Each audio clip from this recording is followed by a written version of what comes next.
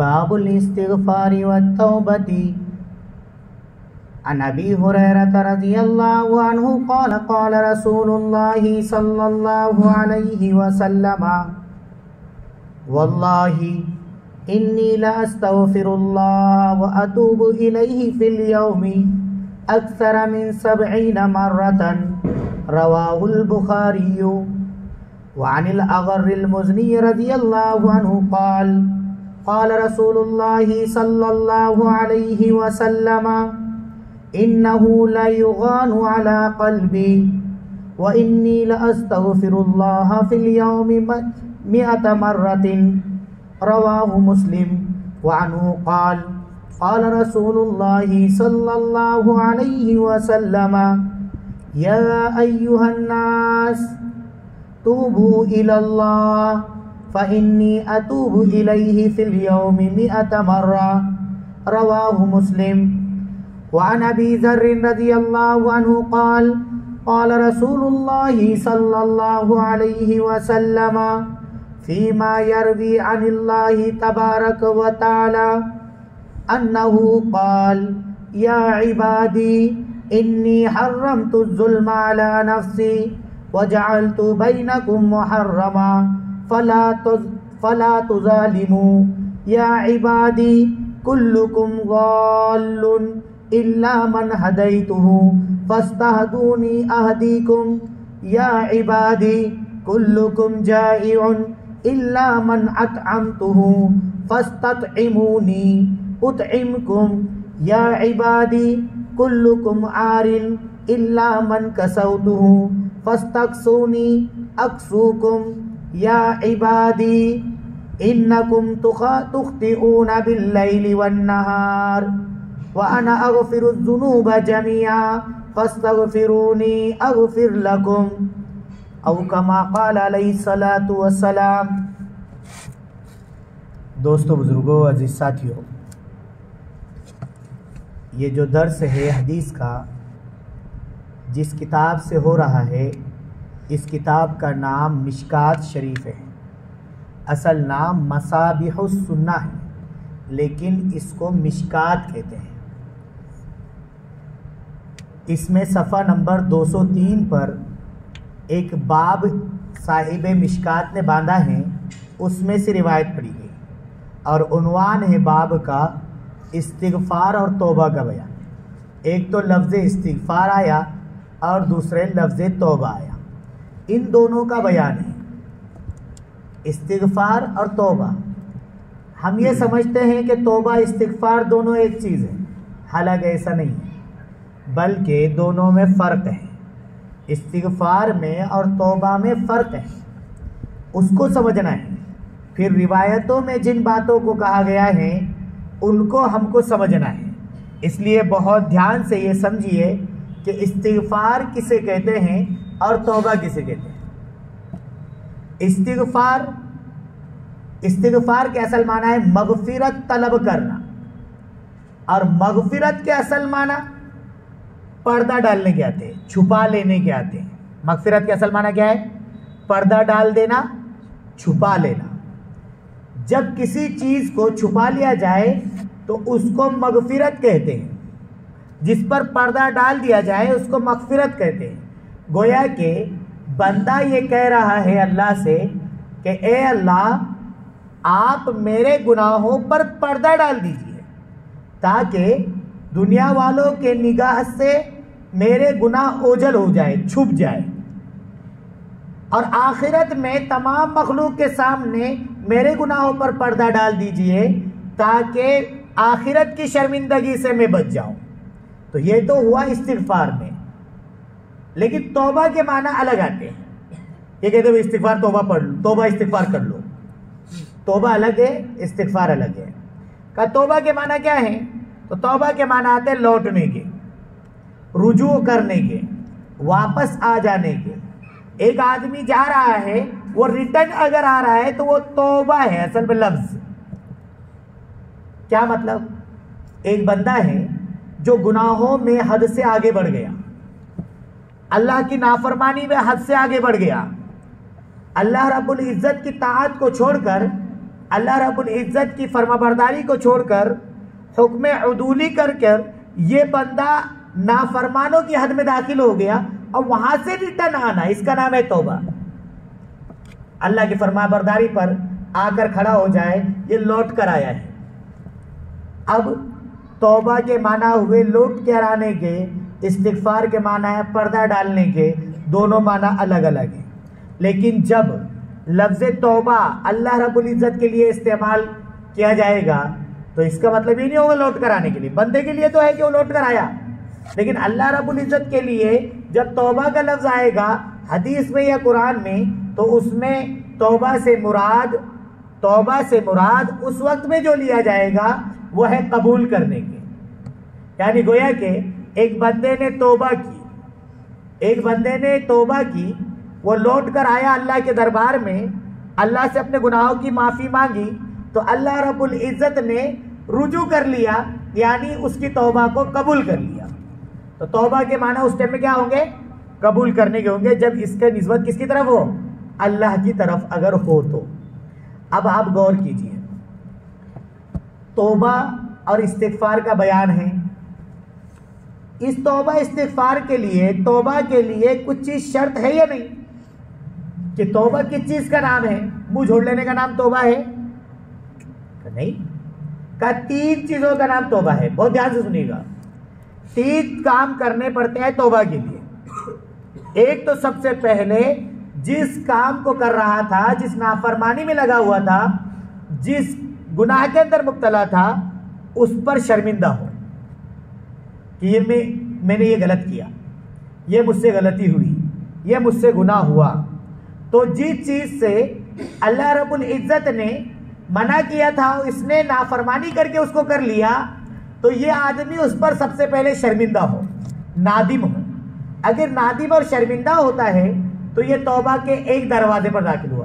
3 दरवाजों से दाखिल होने के बाद तौबा कबूल होती है। सबसे पहले क्या है? शर्मिंदगी आदमी को होना, आदमी ने नदामत होना, शर्मिंदगी होना, अफसोस होना कि मैंने ये गलती कर ली। एक तो ये। दूसरा ये कि जिस काम को, जिस नाफरमानी में लगा हुआ है उसको छोड़ दे, जिस नाफरमानी में लगा हुआ है उसको छोड़ दे। तौबा भी कर रहा है, ए अल्लाह माफ़ कर दे, ए अल्लाह माफ़ कर दे, ए अल्लाह गुनाह को छुपा दे, ए अल्लाह पर्दा डाल दे, सारी चीज़ें कर रहा है, लेकिन गुनाह बराबर कर रहा है, गुनाह बराबर कर रहा है, उस गुनाह को छोड़ा नहीं है, फिर कर रहा है। तो अल्लाह रब्बुल इज़्ज़त उस तौबा को तौबा नहीं कहते। अल्लाह के यहाँ उस तौबा को तौबा नहीं कहा जाता, बल्कि तौबा के लिए दूसरा काम यह है कि जिस काम को कर रहा था, जिस नाफरमानी में लगा हुआ था, उसको छोड़ दे, तब जाके तौबा। और तीसरा काम बहुत अहम है, आइंदा कभी भी ना करने का पक्का इरादा हो। ये इरादा हो कि आइंदा इंशाअल्लाह ये गुनाह कभी सरजद नहीं होगा। ये जब 3 काम बंदा कर लेगा, उस वक्त में जाके उसकी तौबा मुकम्मल होगी। अब एक आदमी है, उस आदमी ने शर्मिंदगी भी हुई, इसको नादामत भी हुई, उसने उस गुनाह को छोड़ भी दिया, उसका आदमी ने पक्का इरादा भी कर लिया कि अब आइंदा नहीं करूँगा, लेकिन इतने पे इसका मामला ख़त्म नहीं हो जाता। अब जो पिछले गुनाह करे हुए हैं उसकी तलाफी की क्या शक्ल हो? जो पीछे काम किए हुए हैं नाफरमानी के, उसकी तलाफी की शक्लें क्या हैं? तो याद रखिएगा, नाफरमानियाँ 2 ही तरीके की सरजद हो सकती है। या तो अल्लाह के हुकूक में नाफरमानी हुई, या बंदों के हुकूक में नाफरमानी हुई। नाफरमानियाँ 2 ही जगह होगी, या तो अल्लाह के मामले में हुई या बंदों के मामले में हुई।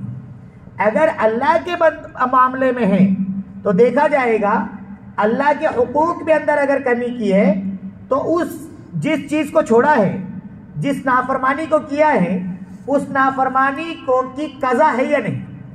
अगर उसकी कज़ा शरीयत में मौजूद हो तो इस आदमी को 3 काम करने के साथ, शर्मिंदगी के साथ, उस गुनाह को छोड़ने के साथ और साथ ही साथ आइंदा पक्का इरादा करने के बाद, ये तीनों काम करने के साथ साथ उस आदमी के लिए ज़रूरी है कि वह आदमी उसकी कज़ा भी करे।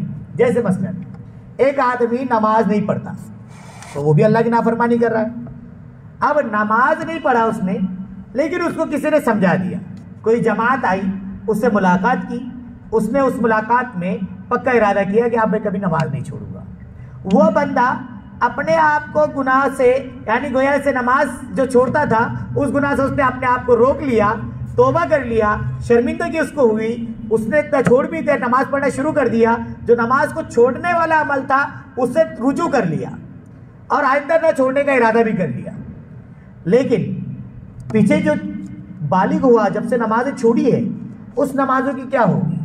चूंकि अल्लाह का हक था और ऐसा हक था कि इसकी कज़ा की शक्ल मौजूद है, तो इस बंदे से कहा जाएगा कि जो नमाजें तूने पीछे छोड़ी है उन नमाजों को अदा करना जरूरी है, उनकी कज़ा करना जरूरी है, तब जाके तौबा मुकम्मल होगी।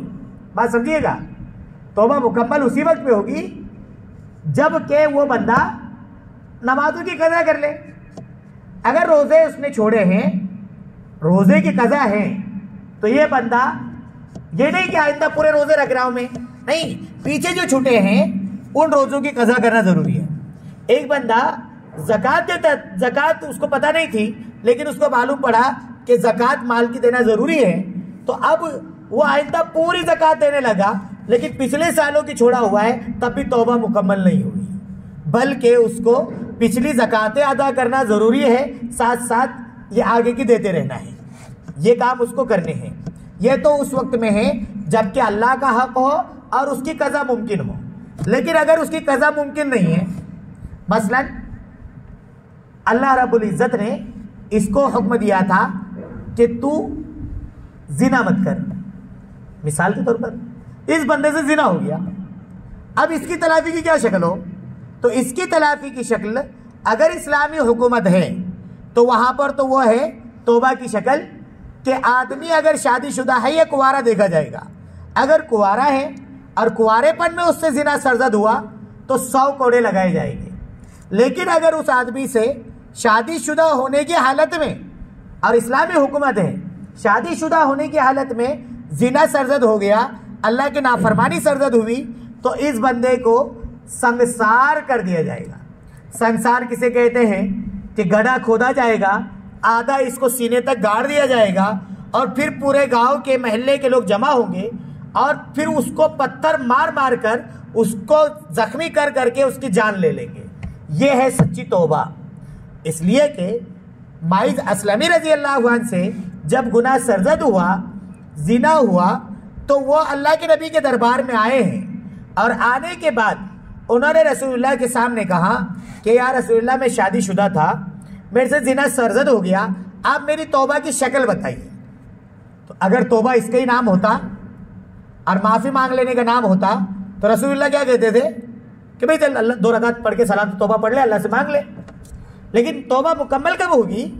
जब अल्लाह की नाफरमानी की, अल्लाह के हुक्म में कोताही की और उसकी तलाफी की शक्ल मौजूद है, तो वो तलाफी की शक्ल कज़ा की शक्ल में है तो कज़ा करेंगे, और कज़ा की शक्ल नहीं है तो जो हुक्म शरीयत ने दिया है वो देखेंगे इस्लामी हुकूमत है या नहीं। अब माइज असलमी आकर रसूलुल्लाह सल्लल्लाहु अलैहि वसल्लम से कहते हैं मुझसे जिना सरजद हो गया।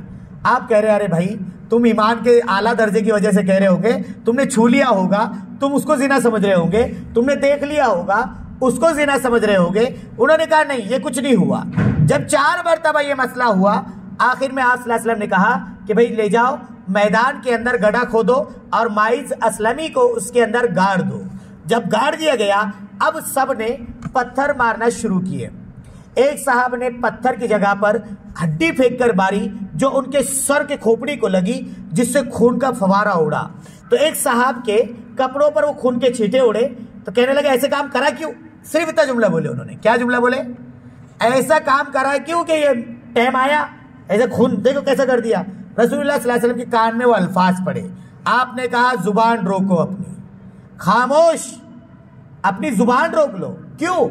इसलिए कि आपने फरमाया कि माइज ने ऐसी तौबा की है कि अगर पूरी मदीना वालों पर उसकी तौबा को तकसीम कर दिया जाए तो अल्लाह सबकी मगफिरत कर देंगे। क्योंकि आदमी, ये बहुत बड़ी बात होती है कि आदमी गुनाह करने के बाद में उसको अल्लाह का डर ऐसा पैदा हुआ, उसको ऐसा अल्लाह का खौफ पैदा हुआ कि वो आकर अपने गुनाह की तलाफी करा रहा है। तो आपने फरमाया लक़द ताब तौबतन लौ क़ुस्सिमत अला अहलिल मदीनती लकफ़त, कि अगर माइस की तौबा को मदीना वालों पर तकसीम कर दिया जाए तो सबके लिए काफ़ी हो जाएगी, सबकी मग़फ़िरत अल्लाह कर देगा। तो अगर बंदे का हक, अल्लाह का हक है कज़ा की शक्ल है तो उसको कज़ा करना है, और अल्लाह का हक है कज़ा की शक्ल नहीं है, ऐसा गुनाह है कि जहाँ पर तौबा इस्तिग़फ़ार से काम चलता है तो तौबा इस्तिग़फ़ार किया जाएगा। जैसे मसलन किसी से ज़िना हो गया, कोई और बड़ा गुनाह हो गया, किसी की ग़ीबत हो गई, किसी की चुगली हो गई, तो ये गुनाह की, ये चुगली ग़ीबत की, ये बंदों के हक में भी आता है और अल्लाह की नाफरमानी में भी आता है। तो अब वहाँ पर तौबा इस्तिग़फ़ार करें, तौबा इस्तिग़फ़ार करें। लेकिन अगर तौबा का ताल्लुक, गुनाह का ताल्लुक ये बंदों से है, हुकूकुल इबाद से है, तो फिर देखा जाएगा कैसे टाइप का गुनाह है।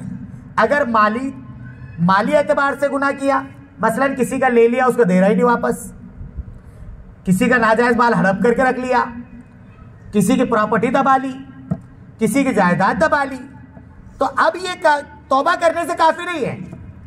एक आदमी चोरी करता है, कसब करता है, डकैती डालता है, और फिर वो आकर अल्लाह के सामने कहता है, ए अल्लाह मैंने बहुत बड़ा गुनाह कर दिया, ए अल्लाह तुम माफ़ कर दे, गिड़गिड़ा कर तहज्जुद में रो रहा है, बिल्कुल पेशानी पटक पटक के रो रहा है बंदा, और अल्लाह के सामने गिड़गिड़ा रहा है, उसके गिड़गिड़ाना कोई फ़ायदे नहीं। तौबा उसी वक्त में मुकम्मल होगी तब जाकर वो बंदा उस बंदे से जिसका माल लिया उसको रिटर्न करे, जिसका हक दबाया है उसको जाकर उसके हक अदा करे। इल्ला ये कि उससे जाकर या तो कहे कि भाई मैंने तेरा माल हड़प किया था, तेरा माल चुराया था, अब मेरे पास नहीं है, तू मुझे माफ़ कर दे। अगर वो बंदा माफ़ कर देता है तो फिर भी तब भी इसकी तौबा कबूल हो जाएगी। बात समझ रहे हैं? अगर बंदा माफ़ कर दे, लेकिन अगर किसी ने माली एतबार से नहीं है बल्कि जुल्म किया है, कैसा जुल्म किया? उसकी ग़ीबत की, उसकी चुगली की, या उसके साथ ऐसा कोई अमल किया कि उसको सुनकर उसको दिल दुखा, तो इस आदमी ने इसके ऊपर जो जुल्म किया है, ग़ीबत की है, चुगली की है, तो ऐसे आदमी के लिए तौबा की शक्ल उसी वक्त में होगी जबकि वो उस साहिब मामला से जाकर पूरी बात कहे कि मैंने आपकी ग़ीबत की है, मैंने आपकी चुगली की है, आप मुझे अल्लाह के वास्ते माफ़ कर दे। अगर वो माफ़ कर देता है तो माफ़ी होगी। अगर उसने माफ़ नहीं किया, उसने अगर ये कह दिया कि मैं कल क़यामत के दिन उसका बदला लूँगा, तो फिर ये बंदा चाहे कितनी ताजुद पढ़ ले, कितने ही अल्लाह के सामने गिड़गिड़ा ले, इसका कोई फ़ायदा नहीं है। उसकी शक्लें अलग अलग है कि वो किसी और जिसकी वो सुनता सामने वाला उसको ले जाए कि भाई दुनिया में मेरा मामला हल करा दो। आखिरत में क्योंकि मामला क्या मालूम आपको? आखिरत में रसूलुल्लाह सल्लल्लाहु अलैहि वसल्लम ने फरमाया, हज़रत अबू हुरैरा की रिवायत है, आखिरत का मामला नेकियों का लेन देन होगा। अगर किसी ने किसी के ऊपर किसी की ग़ीबत की, चुगली की, किसी का कोई हक दबाया, तो होगा क्या मालूम? वहाँ पे कल क्या हज़रत सल्लल्लाहु अलैहि वसल्लम ने कहा, अबू हुरैरा बताओ मेरी उम्मत का सबसे बड़ा मुफलिस कौन है, सबसे ज़्यादा गरीब कौन है? तो हज़रत अबू हुरैरा ने कहा, ए अल्लाह के नबी, वो आदमी है जिस आदमी के पास माल ना हो, रुपया पैसा ना हो, वो गरीब है। आपने कहा नहीं नहीं अबू हुरैरा, मेरी उम्मत का सबसे बड़ा गरीब फ़कीर आदमी वो है कि कल क़यामत के दिन वो बहुत ढेर सारी नेकियां लेकर आएगा, ढेर सारी नेकियां लेकर आएगा। इतनी उसकी तहज्जुद होगी, इतनी नवाफिल होंगे, इतनी नमाजें होगी, इतने हज होंगे, इतने सदक़ात और खैरात और अतियात की नेकियां लेकर आएगा। लेकर लाने के बाद में शतम हाजा व गसब माल हाजा, इसको गाली दी, इसका माल हड़प किया, इसको मारा, इसको पीटा, इसकी चुगली की, इसकी ग़ीबत की, इस पर जुल्म किया। ये तमाम गुनाहों को लेकर जब वो कल क़यामत के दिन पहुंचेगा तो अल्लाह रब्बुल इज़्ज़त साहिब मामलात को जिनके हुकूक थे उन बंदों से कहेंगे अपने हक ले लो। तो अब उनके हुकूक जो नेकी, चूँकि वो तो नहीं दे सकता, तो उसकी नेकियां दे दी जाएगी। और यहाँ तक कि हदीस में है, मुस्लिम शरीफ की रिवायत है ये, कि हाल ये होगा कि नेकियां एक टाइम आएगा कि इसकी सारी नेकियां ख़त्म हो जाएगी, एक नेकी भी बाकी नहीं। लेकिन लाइन में लगे हुए लोग बहुत हैं, इसने बहुत को सताया है, बहुत सारे के हुकूक दबाए हैं। तो अब ये लोग लाइन में खड़े हुए हैं, कहा भाई आप तो इसके पास कुछ नहीं है, अब मामला उल्टी गिनती शुरू करो। कैसी? इनके गुनाह इस पे डालो, इनके गुनाह इस पे डालो। ये हाजी साहब, ये नमाजी साहब, ये दीनदार साहब, ये सारी तहज्जुद गुजार साहब, इनका मामला अब यहाँ पे ठप हो जाएगा। क्या मामला ठप होगा? अब क्योंकि उल्टी गिनती हो गई ना, लेकियां लेकर आए थे, बहुत खुश थे कि आसानी से जन्नत में चले जाएंगे, लेकिन वो हुकूक जो दबा कर गए हैं, उन हुकूक की वजह से क्या हो जाएगा, ये बंदों के हुकूक देने में नेकियां खत्म, नेकी बर्बाद, गुनाह लाजिम, वो गुनाह इसके ऊपर सर चढ़ जाएंगे। और पता उसके हलाकत के लिए कुछ बाकी रहेगा, और उसके हलाकत में कोई अंदेशा नहीं है, वो हलाक हो जाएगा। तो बंदों के हुकूक का मामला तो ये है कि वहां पर तो लेन देन करा दिया जाएगा। इसलिए अगर किसी ने किसी से की गिबत की हो, चुगली की हो, कोई तकलीफ पहुंची हो, किसी भी एतबार से उसे जाकर मिले, उसको बताए, और अगर वो माफ कर देता है बहुत अच्छी बात, नहीं माफ करता तो वो आदमी जिसकी सुनता है उससे रिक्वेस्ट करे कि भाई मेरी, वो आपकी सुनता है, आप उससे दरखास्त करें कि मुझे माफ कर दे, उसकी नहीं किसी और की, जैसा तैसा भी हो दुनिया में मामला हल करा लो, क्योंकि आखिरत का मामला बहुत गड़बड़ है। आखिरत में कोई चांस नहीं है, कोई छुटकारा नहीं है। यहाँ की आंख बंद होगी, मामलात आखिरत के शुरू हो जाएंगे। इसलिए आज ही इरादा इस मजलिस में हम करें कि अगर हमसे किसी से कोई भी गलती किसी के बारे में सरजद हुई है तो हम उसके लिए उससे हम इंशाअल्लाह जरूर माफी तलाफी कर लेंगे। करेंगे इंशाअल्लाह, करेंगे ना। अब ये तो मैंने बताया आपको तलाफी की शक्लें, लेकिन अब ये जो तलाफी की शक्लें हुकूक के दबाने की और हुकूक की, ये तो वो है कि तौबा के लिए तलाफी की शक्ल है। लेकिन और चीज़ें, क्या चीज़ है, और एक ये चीज़ है कि ये जो तौबा इस्तिगफार है ये कितना करना है। एक आदमी है तस्बीह हाथ में लेकर चलते फिरते अस्तगफिरुल्लाह अस्तगफिरुल्लाह अस्तगफिरुल्लाह कर रहा, इसका नाम तौबा थोड़ी है, इसका नाम इस्तिगफार नहीं है। ये इस्तिगफार करना नहीं है, इस्तिगफार पढ़ना है। एक बात समझिएगा, एक है इस्तिगफार करना और एक है इस्तिगफार पढ़ना। तस्बीह पर लेकर आप चलते फिरते उठते बैठते पढ़ रहे हैं, यह अलग चीज है। पढ़ना, वो पढ़ने का सवाब मिलेगा आपको, लेकिन इस्तिगफार जो करना है, इस्तिगफार जो करना है वो आदमी यकसोई से बैठे, तन्हाई हो, कोई ना हो, अकेले में बैठा हुआ है, ये पढ़ रहा है अस्तगफिरुल्लाह रब्बी मिन कुल्ली ज़ंबि व अतूबु इलैक। आंखों से आंसू टपक रहे हो, आंखों से आंसू टपक रहे हो, दिल धुला जा रहा हो, आंखों से मैल, ये दिल के धुलने के बाद गदला गदला मैल इसके आंखों से बह रहा हो, ये असल इस्तिगफार है। ये आदमी तन्हाई में अल्लाह के सामने सलातो तौबा पढ़कर अपने गुनाहों पर गिड़गिड़ा रहा हो, ये इस्तिगफार है, ये तौबा है।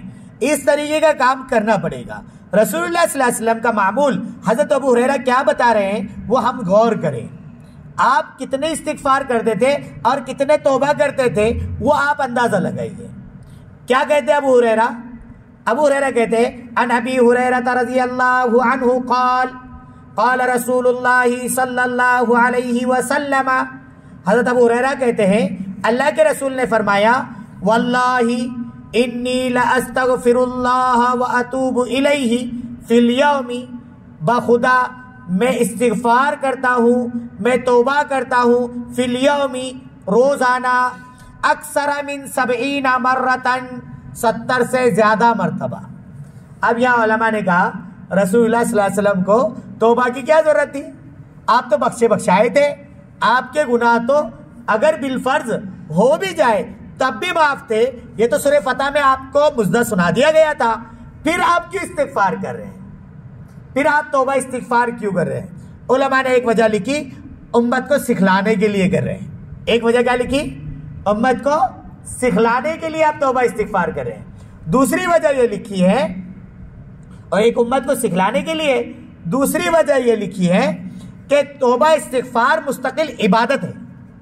तौबा इस्तिगफार क्या है? तौबा इस्तिगफार ये नहीं कि जो गुनाहगार है तू बहुत कर, तू तौबा कर लेना, नहीं। तौबा इस्तिगफार ये इबादत है। क्या मतलब?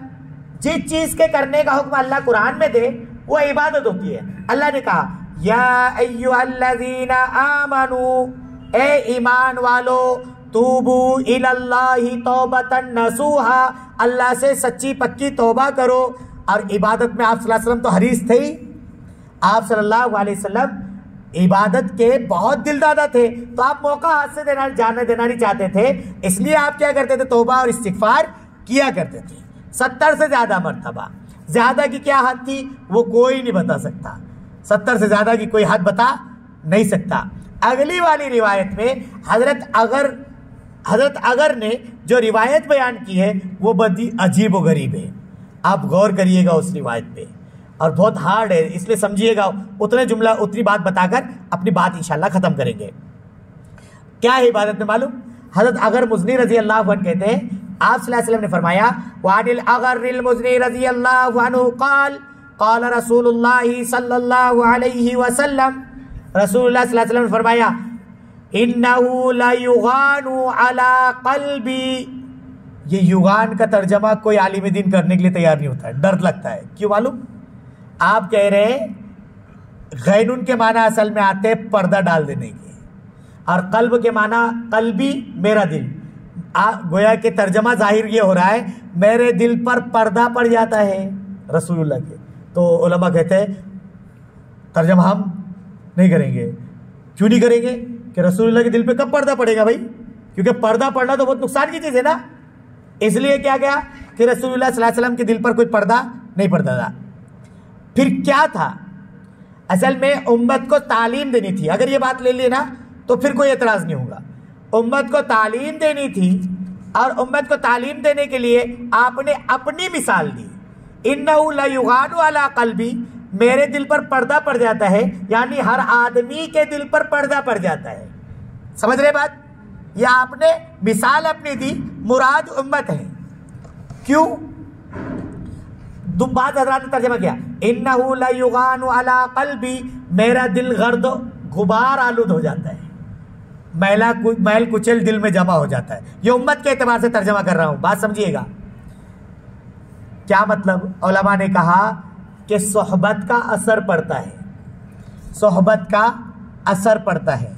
आप सल्लल्लाहु अलैहि वसल्लम भी अगर मुराद लिए जाए तो आप सल्लल्लाहु अलैहि वसल्लम से मिलने वाले जुलने वाले मुशरिकीन भी थे, मुनाफिकीन भी आकर मिलते थे, काफिर अल्लाह का नाफरमान भी आकर मिल रहा है, मुनाफिक अल्लाह का दुश्मन भी आकर मिल रहा है, रसूलुल्लाह के मजलिस में बैठ रहा है। तो आदमी जब सामने वाला जिसके साथ बैठता है उसका असर पड़ता। ईतर वाले के पास बैठो तो खुशबू आती कि नहीं आती? लोहार के पास बैठो तो आग की भट्टी के कुछ चिंगारियां उड़ती कि नहीं उड़ती? धूल उड़ती, धुआं लगता कि नहीं लगता? तो सोहबत का असर होता है।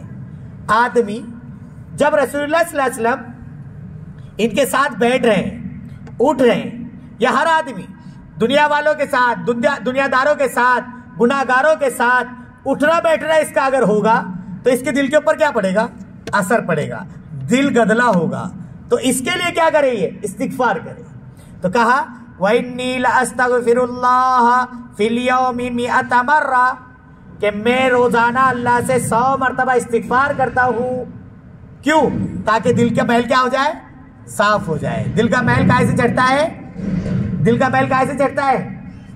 इस्तिगफार से चढ़ता है। इस्तिगफार से चढ़ता है तो आदमी क्या करे? दिल का, इसकी मिसाल दे रहा हूं आपको, दिल को साफ करने के लिए तौबा इस्तिगफार को पाबंद कर ले अपने आप को, तो रोजाना इस्तिगफार करेंगे, दिल पर असर पड़ता है। इसकी मिसाल उलमा ने लिखी है। हजरत मौलाना इलियास साहब रहमतुल्लाह अलैह, जिन्होंने दावत व तबलीग का काम शुरू किया, अल्लाह रब्बुल इज्जत हजरत को बेहतरीन बदला नसीब फरमाए। ये 3 दिन की जमात लेकर, दावत की मेहनत को लेकर मेवात के इलाके में जाया करते थे। कौन? हजरत मौलाना इलियास साहब रहमतुल्लाह अलैह। अब वहां पर चूंकि जा रहे हैं तो हर एक आदमी मिलेगा, नेकोकार भी मिलेगा, बदकार भी मिलेगा, गुनाहगार भी मिलेगा, नाफरमान भी मिलेगा, सबसे मुलाकातें होगी, उनके साथ उठना बैठना होगा। तो दिल पर क्या होगा? उसका असर पड़ेगा, दिल पर उसका असर पड़ेगा। अब जब दिल पर उसका असर पड़ेगा तो दिल गदला हो जाएगा। चूंकि हजरत अल्लाह के आला दर्जे पर, अल्लाह के पास आला मकाम पर फाइज थे, तो क्या करते थे हजरत मालूम? जब मरकज निजामुद्दीन वापस आते थे तो मरकज वापसी के बाद में 3 दिन या 2 दिन का भी सफर अगर है तो हजरत क्या करते थे मालूम? आने के बाद में निजामुद्दीन की मस्जिद में 3 दिन का एहतिकाफ करते थे। 3 दिन का क्या करते थे? एहतिकाफ करते थे। क्यों करते थे? कि भाई मखलूक से मिले हैं, खल्त मल्त हुआ है, लोगों के साथ उठना बैठना बहुत हुआ है, तो उससे दिल के अंदर एक कैफियत अलग से पैदा हुई है। उसको खत्म करने के लिए और अल्लाह से मजबूत ताल्लुक जोड़ने के लिए क्या करते थे? 3 दिन मस्जिद निजामुद्दीन की मस्जिद में एहतिकाफ किया करते थे। चूंकि सोहबत का क्या होता है, असर पड़ता है, इसलिए हम भी, चूंकि हमारे पास बैठने वाले कोई आता बैठा आपके पास में आके बैठा, घंटों आपके पास किसकी गिबत की, चुगली की, इसको उसको उसको बोला, तो आपके दिल के अंदर उसके बारे में कुछ पैदा हुआ, तो ऑटोमेटिक आपने दिल लिया, आपने कुछ नहीं सोचा, लेकिन आपके दिल ने क्या ले लिया, उसका असर कबूल कर लिया। शैतान लगा हुआ था साथ में, नफ्स पहले से था मौजूद, इसने बोला तो उसका असर दिल के अंदर आया। तो अब क्या करता आदमी, यहां से बदगुमानी के रास्ते पैदा होते हैं, क्योंकि बड़े बड़े गुनाह सरजद होते हैं। एक ने आकर कहा, ये देखो ये जो है ना, ये साहब ऐसे है, ऐसे है, ये है, वो है, ये करते, वो करते, वो करते, अब सारी बुराइयां आपके सामने बयान की, आप सुनते रहे, और आपने सिर्फ सुने, आपने कुछ बोले नहीं। याद रखिएगा, कोई अगर गिबत कर रहा है तो जिम्मेदारी है कि आदमी उसको वहीं टोक दे, भाई गिबत मत करो। नहीं टोक सकते तो वहां से उठ जाए। ये नहीं है कि आप उसकी, वो गिबत कर रहा है आप सुनते रहें। गिबत करने वाले की गिबत को सुनने वाला गिबत के बराबर का शरीक है। जैसे वो गुनाहगार है गिबत करने वाला, ऐसे ये भी गुनाहगार है। अब इसके दिल के अंदर इस आदमी ने, उसने गिबत की, सुनते रहे, ये भी बराबर हाँ में हाँ, और नहीं लगा अपन का उनका साथ दे रहे हैं, अपन तो सिर्फ सुन रहे। वो सुनना भी गिबत है, गिबत को सुनना भी क्या है, गिबत है। इसलिए दिल के ऊपर उसका असर पैदा हुआ। अब आदमी उससे बदगुमान होना शुरू होता, यार उन्होंने बोले होंगे, कुछ तो बात होगी ना, ऐसा थोड़ी कोई बोलेंगे किसी के बारे में, इसके अंदर कुछ ना कुछ कमी तो होगी, जब इस आके बोल रहे हो, तो कोई किसको क्या पड़ा किसी का, ऐसा करके शैतान यहाँ से लाता, अब बदगुमान हो जाता। अब इस आदमी से मैं, अब जब इस आदमी के बारे में मेरे पास गिबत की गई, मैंने सुन लिया, तो मैं अब इस आदमी को जब भी देखूंगा ना, तो उसी निगाह से देखूंगा जिस निगाह था इसने बता कर गया हमको इस बारे में, ये आदमी जो मुझे कह कर गया, अब मैं उसी निगाह से देखूंगा। तो अब मैं क्या करूंगा, इससे कटना शुरू हो जाऊंगा। हालांकि मेरा काम यह था कि मैं इसको फौरन रोक देता, और अगर दिलफर्ज कर भी दी थी तो उसको जाकर बोलता कि भाई तेरे बारे में ऐसा ऐसा सुनने को मिल रहा, तेरा ऐसा ऐसा मामला है क्या, अगर इतनी खैरखाई होती तो। इसलिए दोस्तों, ये जो चीजें हैं ये अमल के लिए है। इरादा करो इंशाल्लाह आज ही हम अगर कुछ भी अपना कोई मामला होगा उसको हल करेंगे ना इंशाल्लाह। अल्लाह हम सबको अमल की तौफीक अता फरमाए। थोड़ी सी मुख्तसर सी दुआ कर लो इंशाल्लाह।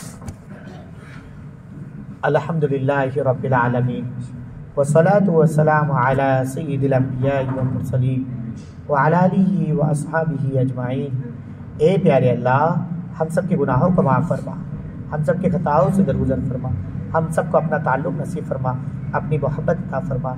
ए अल्लाह, हमने जो बातें सुनी है उस पर अमल की तौफीक अता फरमा। या अल्लाह, हमारे और भाइयों को बैठने की तौफीक अता फरमा। ए अल्लाह, ये सिलसिला हमने मौलाए करीम सिर्फ अपने बंदों, तेरे बंदों को फ़ायदा पहुँचाने के लिए किया है। अल्लाह, तो अगर इसमें इखलास है तो इसको जारी और सारी फरमा, और मौलाए करीम इसमें मजमे को जुड़ने की तौफीक अता फरमा। प्यारे अल्लाह, तुझसे दरख्वास्त करते हैं, प्यारे आका का कलाम का ऐलान होता है, लोग निकल कर चले जाते हैं। मौलाए करीम, यकीनी तौर पे कुछ भाई ऐसे भी होंगे जो ज़रूरत की वजह से जाते होंगे, लेकिन कुछ तो ऐसे भी होते हैं कि जानबूझकर निकल कर, कोई काम नहीं होता लेकिन लेकर चले जाते हैं। तुझसे दरख्वास्त करते हैं उनको बैठने की तौफीक दे मौला, उनको भी समझने की तौफीक दे मौलाए करीम। प्यारे आका के कलाम की अज़मत हमारे दिल में पैदा फरमा। ए अल्लाह, हम दावत की मेहनत में जब चलते हैं तो हम कहते हैं कि कलाम और साहिब कलामात की अज़मत दिल में हो। मौलाए करीम, हमारे दिल में अज़मत पैदा फरमा, अज़मत पैदा फरमा। ए मौलाए करीम, हम सबको अमल की तौफीक अता फरमा, जो मांगा अता फरमा, जो मांगने से रह गया उससे बेहतर अता फरमा। हमारे भाइयों की जो जायज़ तमन्ना है उसको पूरा फरमा। जज़ल्लाहु अन्ना मुहम्मदन मा हुवा अहलुहु सल्लल्लाहु अलैहि वसल्लम। सुब्हान रब्बिका रब्बिल इज़्ज़ति अम्मा यसिफून व सलामुन अलल मुरसलीन वल्हम्दुलिल्लाहि रब्बिल आलमीन।